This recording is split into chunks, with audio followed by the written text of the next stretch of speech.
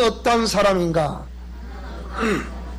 나는 어떤 사람인가? 라는 제목으로 말씀을 상고하겠습니다.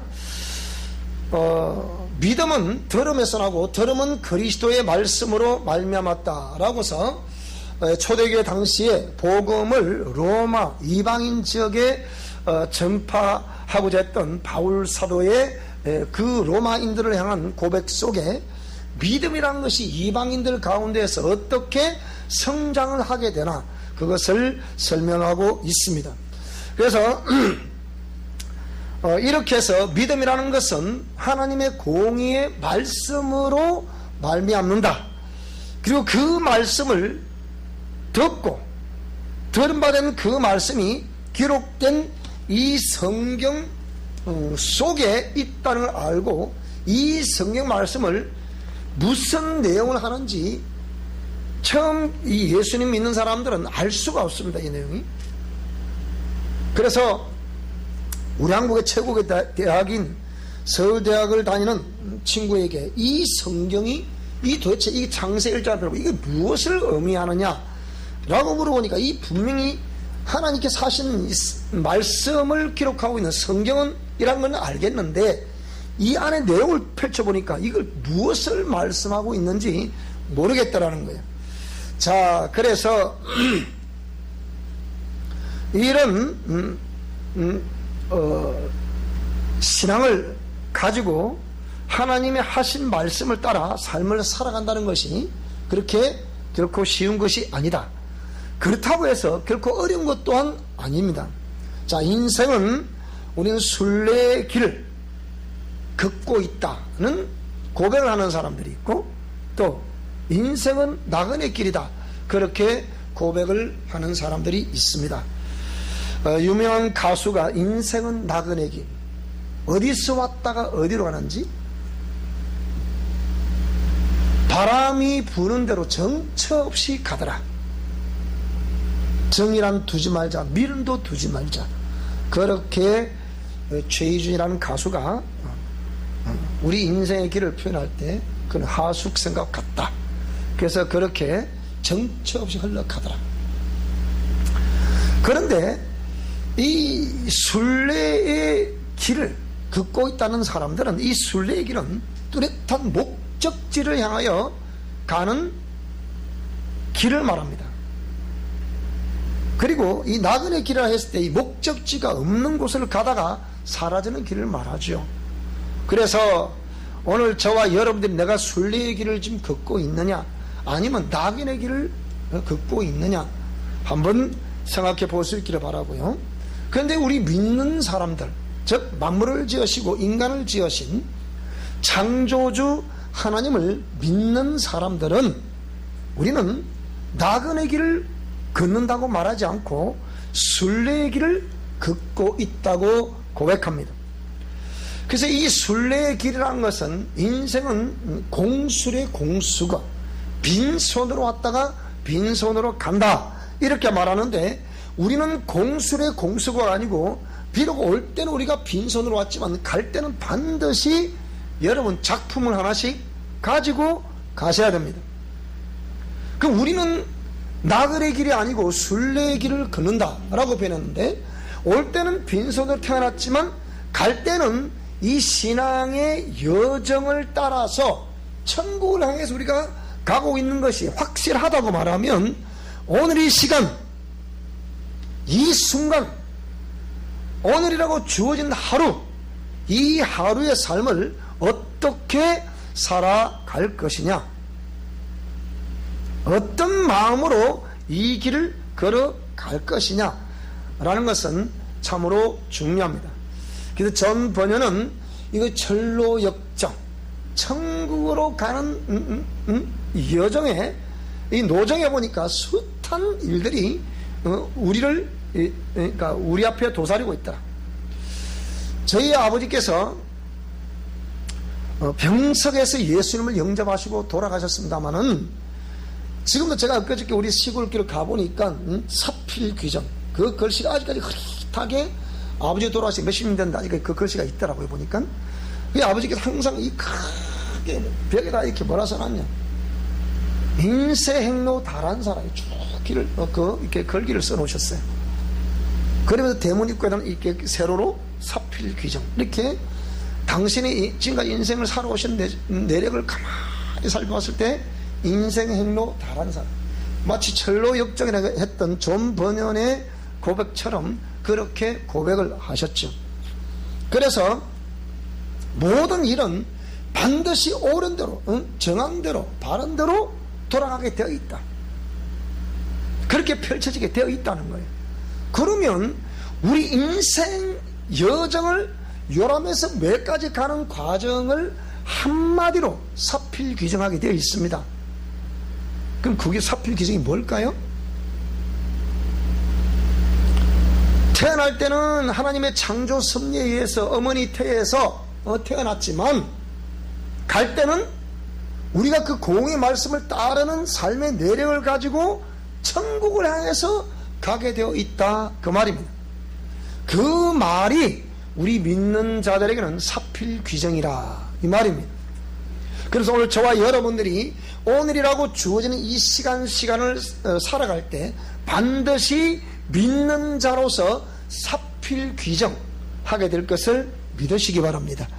자, 그래서 세상 안에는 하나님을 믿는 신자라는 사람들이 있고, 그러니까 즉 말하면 만물을 지으시고 인간을 지으신 창조주 하나님을 믿으며, 그리고 우리를 죄 가운데 구원하시는 예수 그리스도를 믿는 신자들이 있고, 그리고 그 모든 것을 부정하는 불신자들이 있습니다.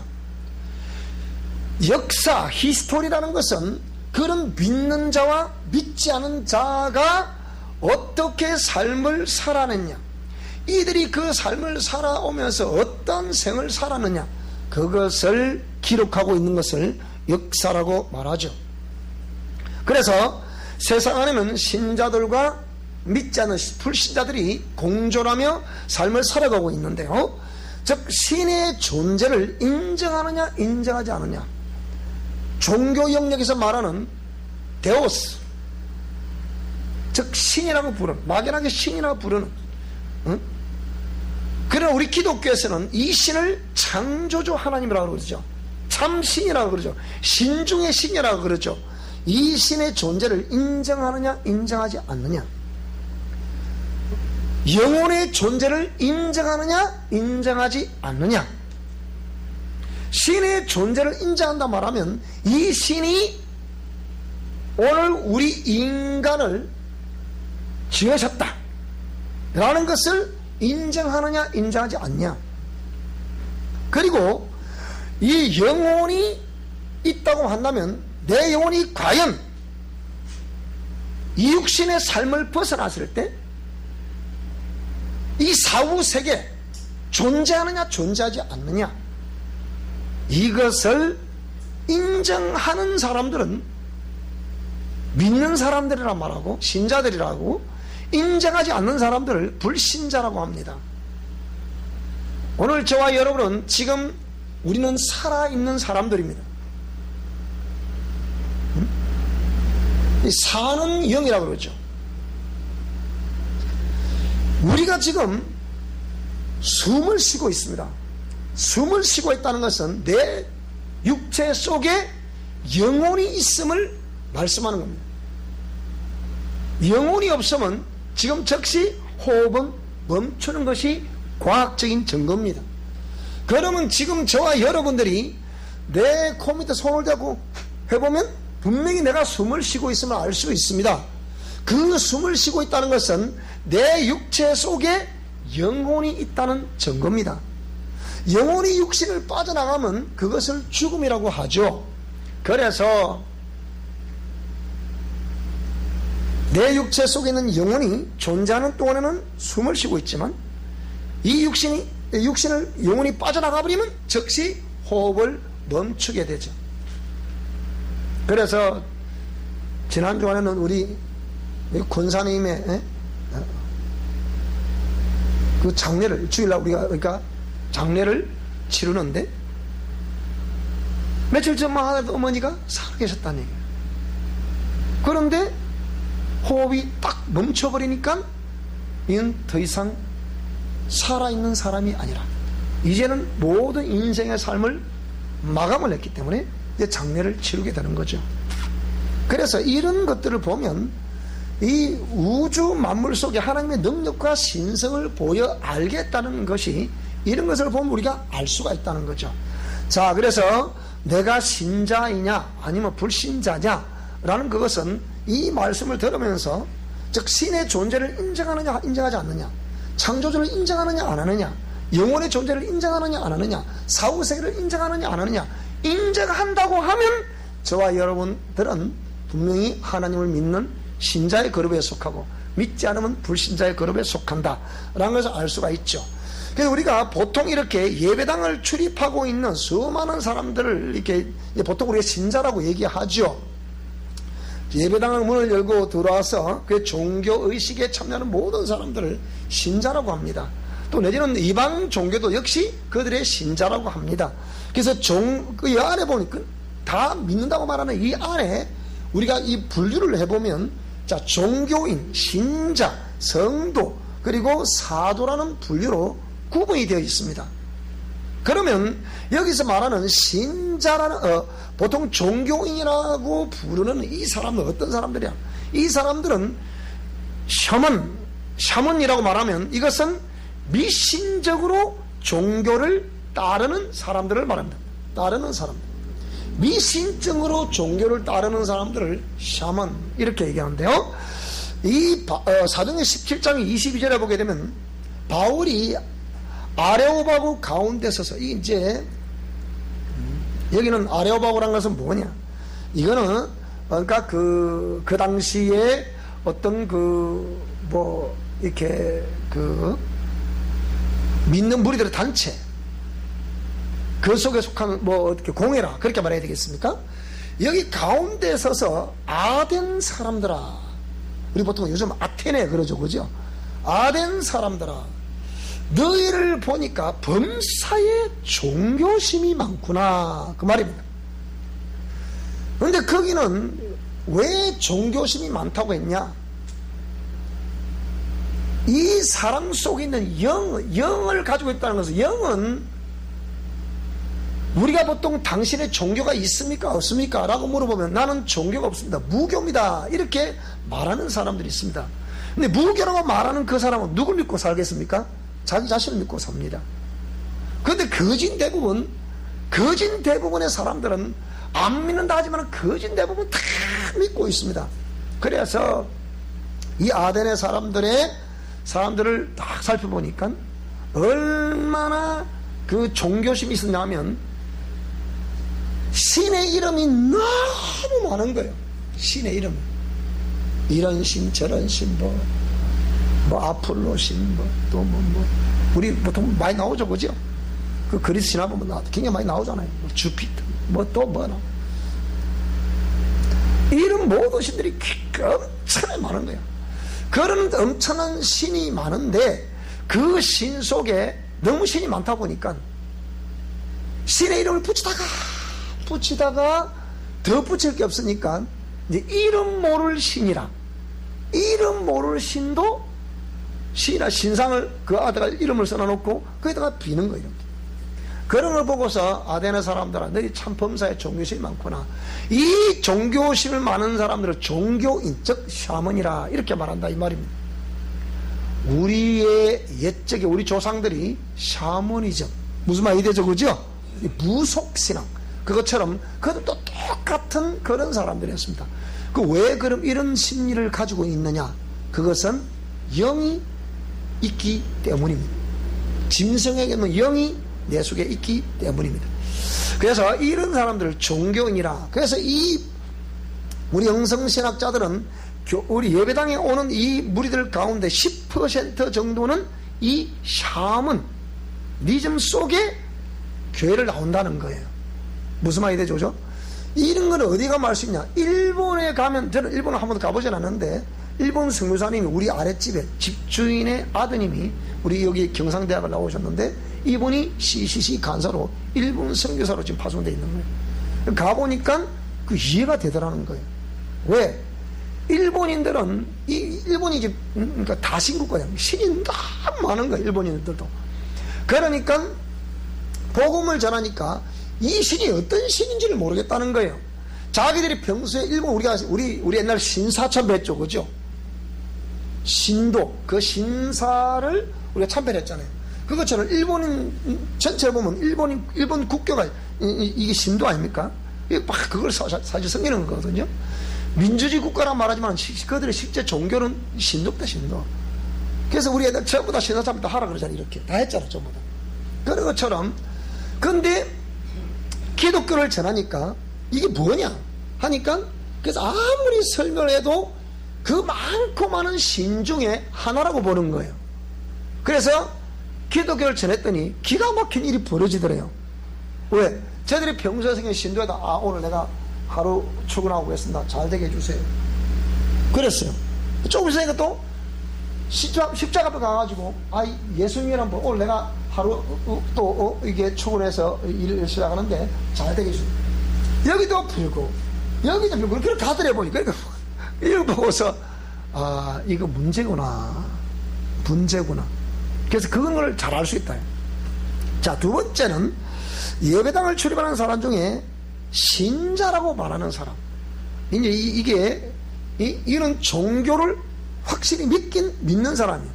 빌리버라 그랬는데, 자, 사도행전 26장 5절 말씀을 다 같이 읽어볼까? 시작. 일찍부터 나를 알았으니 그들이 정언하려 하면 내가 우리 종교의 가장 엄한 팔을 따라 바리새인의 생활을 하였다 할 것이다.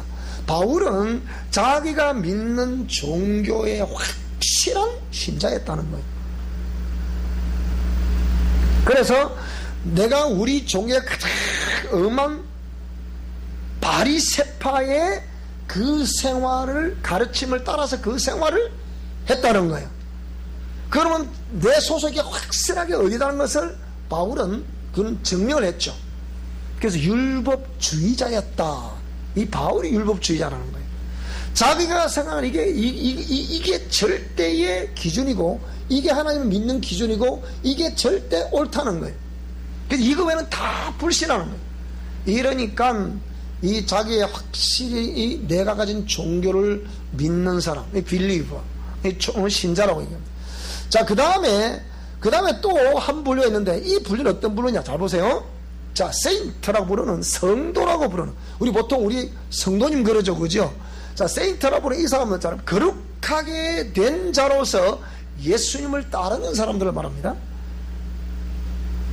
자, 다니엘서 4장 8절 우리 다 같이 읽어보겠습니다. 시작.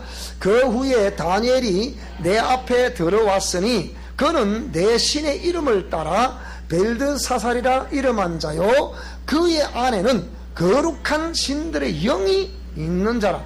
내가 그에게 꿈을 말하여 이르되. 자, 로마서 12장 1절도 보겠습니다. 시작.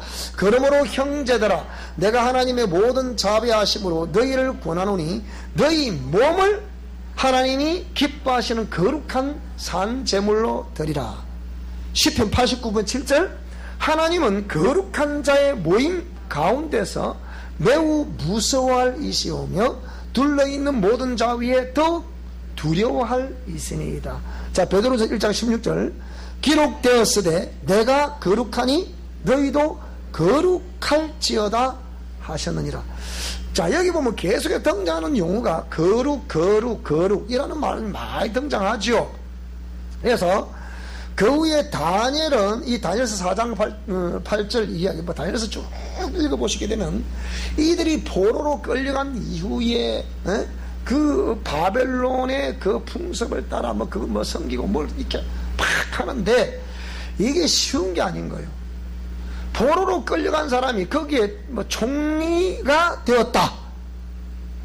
요셉도 애굽으로 포로로 끌려갔는데 거기서 총리가 되었다. 여러분, 이게 쉬운 얘기입니까? 이게 결코 쉬운 얘기가 아닙니다. 그런데 내 신의 이름을 따라, 자, 벨드사살이라 이름한 자다. 이게 다니엘의 원래 이름은 벨드사살이라 한 사람인데 그 안에는 거룩한 신들의 영이 있더라, 이렇게 표현했거든요. 거룩한. 여기 거룩한 신들, 복수 개념을 썼는데, 이거는 하나님의 명령에 의해서 수용들은 종들인 천사를 의미하죠.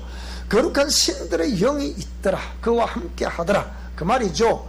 그래서 다니엘서 보게 되면 이렇게 쭉 읽어보게 되면 그 다른 신하들의 대신들의 시기 질투에 의해서 이 다니엘과 그 세 친구들을 불에 살려버리라 막 그러죠, 그죠? 그래서 그 세 친구를 불 집어 던져놓는데 보니까 몇 사람이 있더라, 보니까 4사람이 있더라는 거예요. 분명히 3사람을 결박해서 다니엘 세 친구의 결박해서 불에 집어 던져놓는데 보니까 4사람이 왔다 갔다 하는 거예요. 근데 그 중에 한 사람 자세히 보니까 누구 같더라? 이는 하나님의 어떤 신과 같더라. 신과 방불한 그런 존재더라. 그래서 결국 천사라는 것을 증명을 하고 있죠. 그러니까 그의 거룩한 신들의 영이 있는 사람. 그래서 이런 세인트라 부르는, 성도라 부르는 사람은 어떤 분이든 간에 그 사람 속에 하나님의 거룩한 영이 있어서 자신의 몸을 하나님이 기뻐하시는 거룩한 산제물로 일평생 드리기로 다짐하고, 그 다짐한 사람들 속에 이 사람이 있더라. 그런 거룩한 자의 모임 속에 그 사람이 있더라. 그래서 이 사람은 항상 자신이 거룩하게 살기를 애쓰고 힘쓰는 사람, 이 사람을 뭐라 그런다고요? 세인트. 이 사람을 성도라고 한다고요. 오늘 저와 여러분이 이 사랑의 교회라는 이 거룩한 무리 속에 있음을 믿으시기 바랍니다. 그리고 이 동영상을 보시는 모든 분들도 미션 코람데오라고 부르는 이 거룩한 무리 속에 우리가 있음을 믿습니다. 이 사람들을 성도라고 하는 것입니다. 신자라는 개념과 약간 구분이 되어 있죠. 신자라는 개념은 내가 어떤 종교를 선택하고 거기에 확실한 입적한 그 종교에 입적한 종교인이라, 아까 샤먼하고 조금 다른 신자라고 부르는 그런 무리들이라 말한다면, 바울도 사울이었을 당시에는 그러한 무리 속에 자신이 속해 있었다, 그 얘기입니다. 다른 건 다 틀렸다, 그 얘기죠. 근데 알고 보니까 진리의 말씀을 추구하는 사람들이 있더라 없더라? 있더라. 그들이 누구더라고요? 자신이 보니까 그리스도라고 부르는, 죽으시고 부활하셨다는 그분을 믿는 무리들을 딱 보니까 이들은 뭔가 다르더라는 거예요. 그래서 그들을 세인트, 거룩한 성도라고 불렀으니 오늘 저와 여러분들은 확실히 성도인 것을 믿습니다. 그리고 성도가 될 수 있기를 주 이름으로 축복합니다.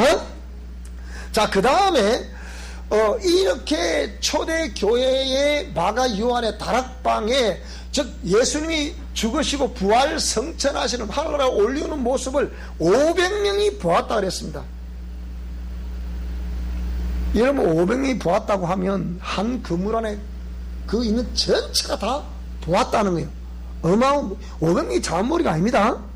근데 이 500명이라는 무리가 예수님의 부활 성천한 모습을 보았어요. 그리고 부활 성천한 모습을 보았을 때 예수님 마지막에 말씀하신 그 말씀을 들었겠습니까? 못 들었겠습니까? 들었겠죠. 그러니까 그 500명 앞에 뭐라 그랬습니까? 내가 하나로 올리게 될 것이다. 맨날이 못되어 성령으로 다시 너희들에게 임재하게 될 것이다. 그러면 절대로 이 성을, 예루살렘 성을 떠나지 말고 이 마가 요한의 이 다락방에 전심으로 기도하라. 이렇게 마지막 말씀을 남기시고 하늘날 올리우는데, 참 이게 신비적으로니까 이걸 믿어야 되나 말아야 되나. 그런데 500명이 증언하고 있다고 말하고 있잖아요. 그런데 그 끝까지 그 약속을 받던 사람은 120명이에요. 120명인데 120명만이 마가요한의 다락방에서 전심으로 기도를 하고 있습니다. 근데 정확하게 오순절날, 오순절날에 뭐라고요? 마가요한의 다락방에 성령이 강하게 임재하신 거예요. 각 처에서, 각 지역에서 온 수많은 이 유월절을 지키고자 하는 순례객들이 예루살렘 성으로 다 모였는데, 그들 모인 앞에서 갑자기 마가요한의 다락방에 성령이 임재하시니까 이게 알 수 없는 소리로 말을 하더라. 우리 조카가 그러더라고요. 서울에 어느 제가 교회랑 갔는데 가보니까 입에서 히브리어가 나오더래. 자기 우리 조카 말로는 입에서 이상한 소리 막 나서 이게 무슨 소리야? 그 히브리어라. 그러니까 이게 자기가 성경을 보니까 히브리 방언도 말했다. 그래서 방언 기도를 하게 되더래요. 그래서 이 방언 기도를 막 샬라샬라 막 우리도 막 방언 기도하고 그러죠. 이런 거 하고 그러죠, 그죠? 그러니까 이 방언 기도가 도대체 어떤 나란 말이냐? 우리는 알 수 없어요. 제가 뭐 얄라이시 칼로 하면 이게 무슨 말이 도대체 저거 뭐 칼 하는 것 같은데 제가 그랬잖아요. 대구 있을 때 이 방언을 하는데 러시아에 온 국어 선생님이 이거 러시아 말이라는 거예요. 내가 러시아를 가보려고 했습니다. 그 당시에는 안 가봤죠. 몰라요. 그런데 이 방언이 러시아의 언어라고 그렇게 얘기를 하는 거예요. 그 국어 선생님. 자, 그래서 그러면 제가 무슨 러시아를 할 줄 압니까? 좀 몰라요, 저는. 근데 방언 기도를 하는데 러시아에서 온 사람이 이 방언을 들으면서 저 말은 우리나라 말인데 이래 들었더라. 그 말이 각 처에서 온 사람들이 각자 자기 나라의 소리로 듣더라. 그 말이에요. 근데 방언 기도를 하는 이 사람 알아요? 몰라요? 몰라요. 그게 성령의 임재에 의해서 그런 역사가 있더라. 그 말입니다. 자, 그랬더니 이렇게 해서 사도들과 함께 이제 본격적으로 뭡니까? 정말 부활 성천하신 예수님의 그 말씀이 진리였구나, 사실이었구나 라고 해서 온 마음을 다해서 뭡니까? 목숨을 걸고 주의 복음을 전파하기 시작하는 겁니다. 그래서 이 예수님의 약속을 말씀 받들고 예수님께로부터 보내심을 받은 사람들을 이게 헬라어 보면은 아포스톨로스 그런데 이 아포스톨 이렇게 되어 있죠. 이 사람을 누구라고 하냐? 이 사도라 그러는 거예요. 그래서 이 사도는 예수님께로부터 보내심을 받은 자, 이 사람들을 주의 종이라는 종, 그 사람을 주의 종이라는 거예요. 근데 지금 우리 오늘날 우리 현 시대의 주의 종이라 말하는 당신의 직업이 뭐냐 물으니까 직업이 목사입니다 라고 말하는 직업적인 개념으로, 사업적인 개념으로 목사가 된 사람들은 신학대학만 나오면 목사가 됩니다. 그렇죠? 그런 사람들을 주의 종이라 할 수는 없습니다. 그러나 그 무리 가운데 확실히 하나님의 임재에 의해서, 이끄심에 의해서 종이 된 사람들이 있습니다. 오늘날 신학대학에서는 거진되면 그런 사람들을 찾아보기가 힘든 시대, 그런 힘든 시대입니다. 그 직업적인 개념으로, 상업적인 개념으로 목회자가 되어서 목사가 되다 보니까 그 엘리트 코스를 걷기만 하면, 유학파되기만 하면 대형 교회에 이제 부임을 하게 되는 그런 일이 발생이 되니까 이 어찌 보내심을 받은 아포스톨로스라고 부르는 이런 사도가 될 수 있을까 생각해 봐야 되는 거예요.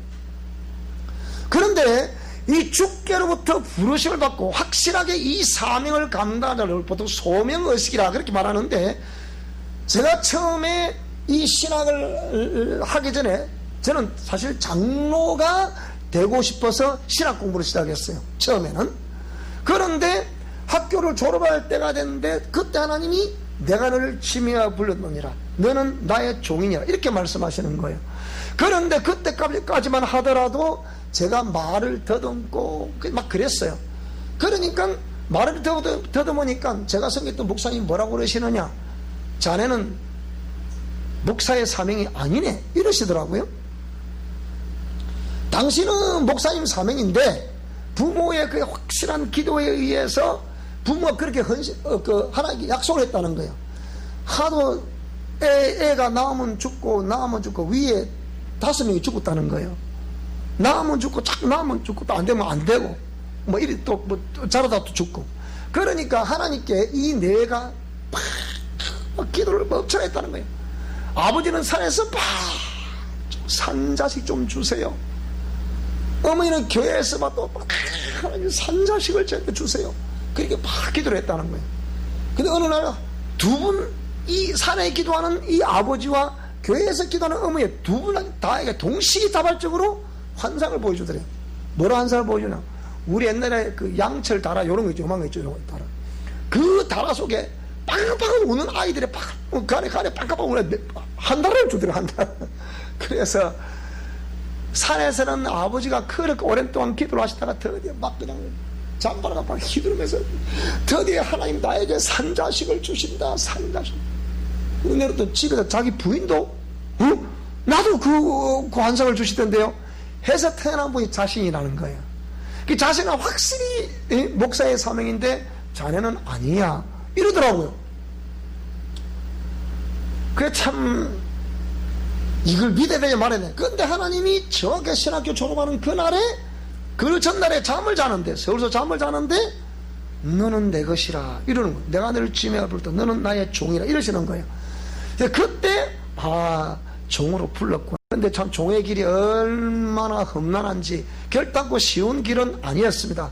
지금까지 걸어가고 있는 이것도 또한 쉬운 길이 아닌데 근데 확실히 이렇게 주님께로도 콜링을 받고 보내심을 받은 종들을 주의 종이라고 하는 거예요.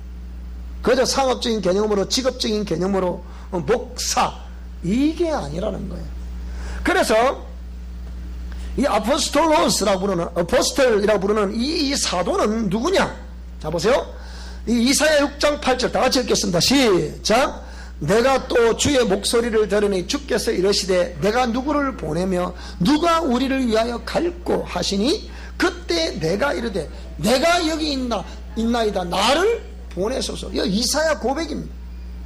누가 또 주의 목소리를 들으니 주께서 이르시되 내가 누구를 보내면 누가 우리를 위하여 갈고 왜 계속해서 우상을 숭배하고 이방신을 숭배해서 포로로 끌려서 이 고통을 당하고 있는 이들을 구원하기 위해서 누가 가야 되겠냐. 누가 가야 되겠냐.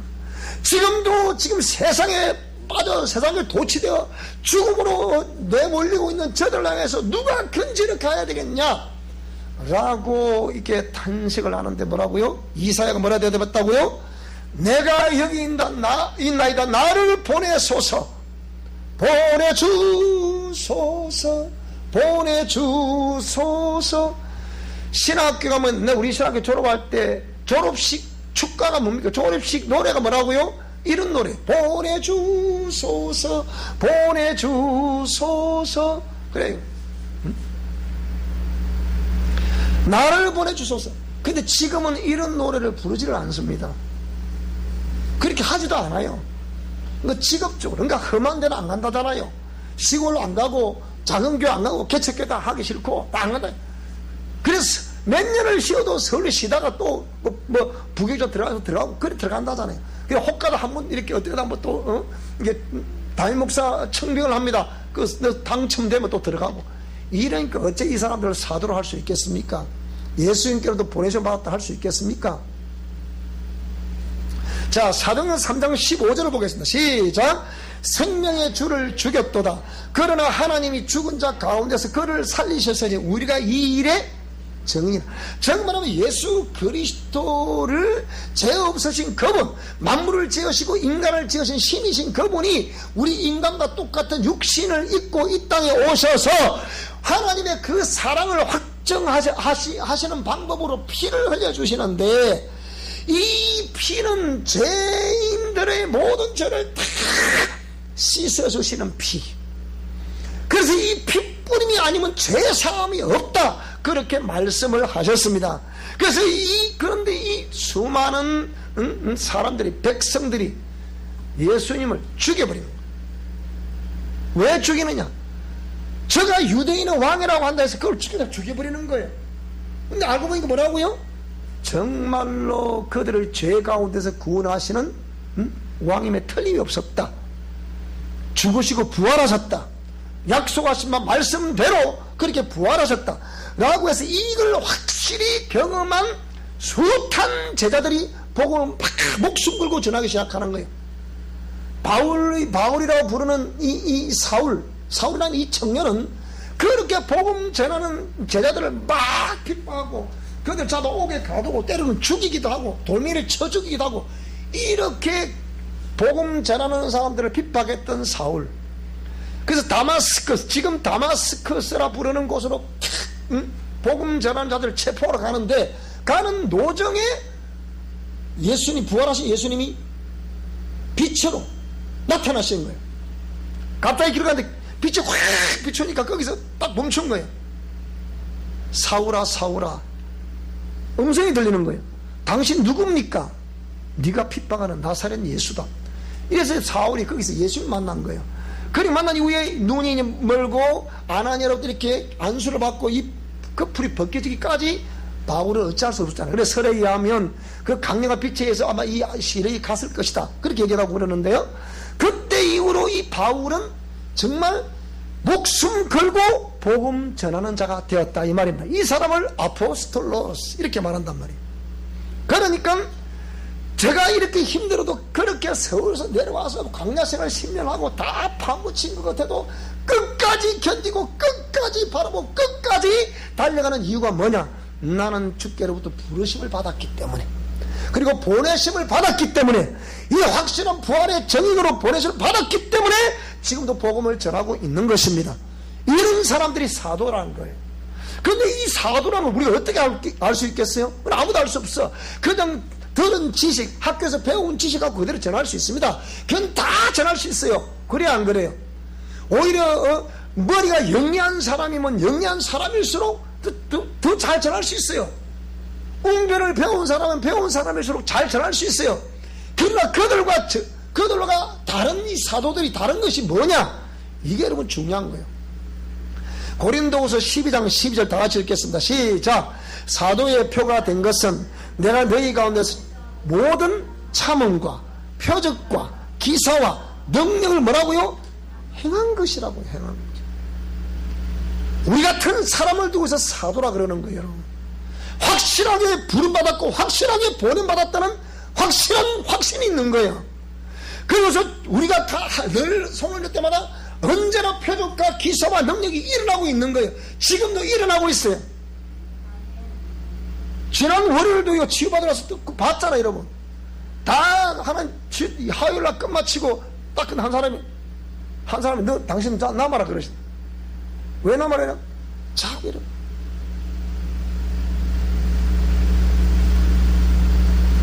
뭐 같아 지금? 약간 이상하잖아요. 근데 남았어요. 그 다 시사로 간다. 저 간다. 축사 어디 있어? 누구냐? 몇 년 하니까 귀신이 나오는 앞에서. 그래서 제가 여기다 딱 저장을 해놨습니다. 증거를 보고 싶은 사람 보여주려고 동영상을 찍어놨어요.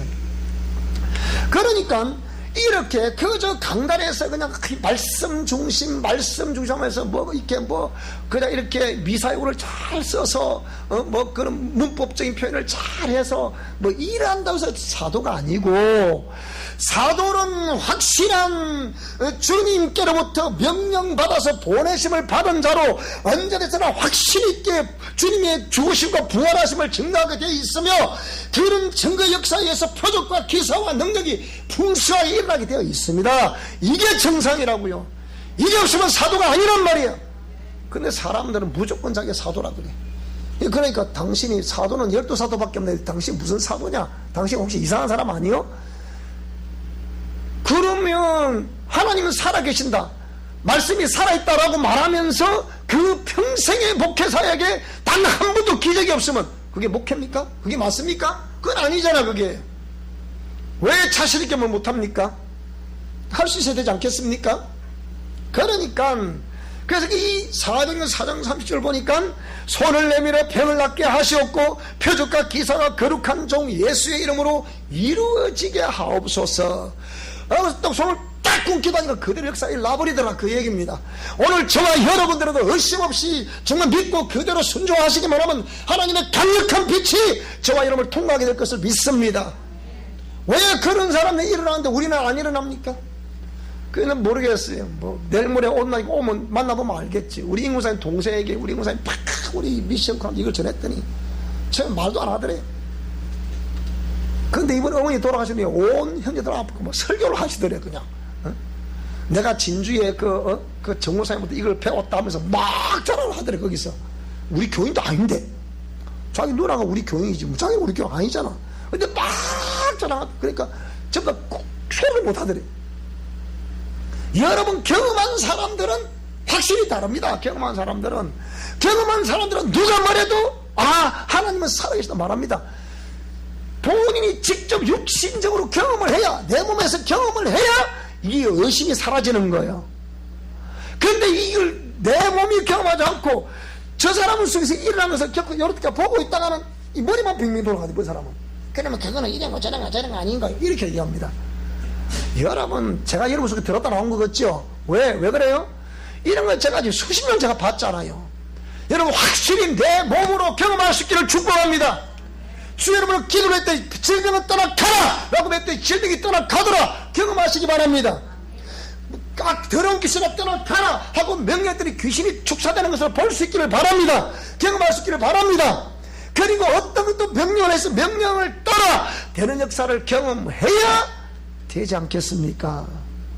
경험하면 누가 그걸 부인하겠습니까? 경험 못하니까 부인하지. 그러지 않습니까? 그래서 이들이 확실하게, 자, 계시록 20장 4절을 보니까 내가 보좌들을 보니 거기에 앉은 자들이 있어 심판하는 권세를 받았더라. 또 내가 보니 예수를 증언함과 확실한 말씀으로 증거한다 이 말이죠. 증언함과 하나님 말씀 때문에 목배임을 당한 자들의 영혼, 즉 순교자들이죠. 이런 정말 예수님께로도 보내심을 받은 사람들은 목숨 걸고 주님을 증거하게 되어 있습니다. 그런데 누가 항상 박해를 하느냐? 항상 머릿속에만 지식으로만 차이는 사람들이 이런 사도들을 박해를 하는 거예요. 오히려 무슨 말씀이 됩니까? 그래 그러더래. 처음에 우리 목사님 말씀을 전하니까 그 형제들이 그러더래. 그거 신천지다 그러더래. 우리 보고 신천지라 그러더라고요. 그런데 우리 영적 윤자 회개 기도를 보면 신천지 뭐 이런 거 회개합니다 나오잖아, 그죠? 내가 신천지를 회개하겠습니까? 말도 안 되는 소리 하고 있는 거라. 그러니까 이런 걸 보면서 진리가 그렇게 다른 것이구나, 확실하구나. 그러니까 똑같은 성도들인데도, 똑같은 신자들인데도, 똑같은 목사들인데도 다르더라고요. 이게요. 오늘 저와 여러분 다른 확실한 세인트, 성도가 될 수 있기를 축복합니다. 여기서 더욱더 또 감동을 먹으면 사도가 나올 수 있기를 축복합니다. 다음엔 아이고야 사도 많이 나오게 생겼네 이제는. 자, 그래서 우리 주님께서 우리 모두와 함께 하시는 아름다운 역사가 있기를 주 여러분으로 축원합니다. 똑같은 사람인데도 나는 어떤 사람인가? 믿는 사람인가? 믿지 않는 사람인가? 아니면 여기 말하는 종교인인가? 신자인가? 성도인가? 아니면 사도인가? 그래서 어차피 한 번 왔다가 가는 인생이라 말하면 다시는 돌아오지 않는데, 이 인생에 요즘은 웰다잉 시대라는 것은 뭘 말합니까? 웰다잉 시대라는 것은 죽음이라는 것도 인생의 일부분이기 때문에 죽음을 절대로 두려워하지 말라는 겁니다. 죽음을 두려워하지 않는 자는 누구냐? 그 사람은 천국에 대한 확실한 소망이 있는 사람은 죽음을 두려워하지 않습니다. 대통령이 어찌 나를 안 건드리는지 몰라. 내가 대통령 딱 나를 건드렸으면 내가 야무딱지가 내가 보여주는 건데, 내가 웃으면서 막 얘기하지만 그래요. 기독교 박해를 그 모든 주의 종들이 이게 기독교 박해인지도 모르고 자꾸 받아들이니까 이 정치가들이 생각하는 교회는 아무 힘이 없는 좀, 그 종교일 뿐이야. 종교일 뿐. 생명의 도가 아니라고 보는 거라니까. 그러면 생명의 도임을 증거하는 사도들은 목숨 걸고 주의 복음을 전하는 거예요. 여러분도 그렇게 할 수 있기를 바랍니다. 아무도 안 믿는데 아멘 안 하네, 목숨 걸으라 하니까. 그러니까 이게 그렇게 다른 건데 사람들 그런 걸 모르는 거예요. 내가 정말 이게 참 진리고 참 생명의 도인 줄 알면 멈추지 않습니다. 내가 그랬잖아. 그러니까 아까 우리 영적 유전자 회개 기도문을 달라는 사람들이 수십 가지 그 책을 다 사가잖아. 그거. 그렇게 하면서 1억 연봉자들이 수십 명이 그걸 지금 보고 회개를 하고 있는 거예요. 여러분, 이게 쉽습니까 이게? 내가 그랬다. 야, 니 책만 가져갈 것이 아니고 근데 우리 학교 공부하러 오라 그래라. 내가 그랬어요. 그래 볼게요. 어저께 전화 왔더라고. 어저께 책을 또 빨리 보내달라고. 그러니까 오늘 저와 여러분들 이런 아름다운 우리 성도들이 될 수 있기를, 또 거룩한 하나님의 사람들이 될 수 있기를 주 여러분으로 축원합니다. 기도하겠습니다. 하나님 아버지 감사합니다.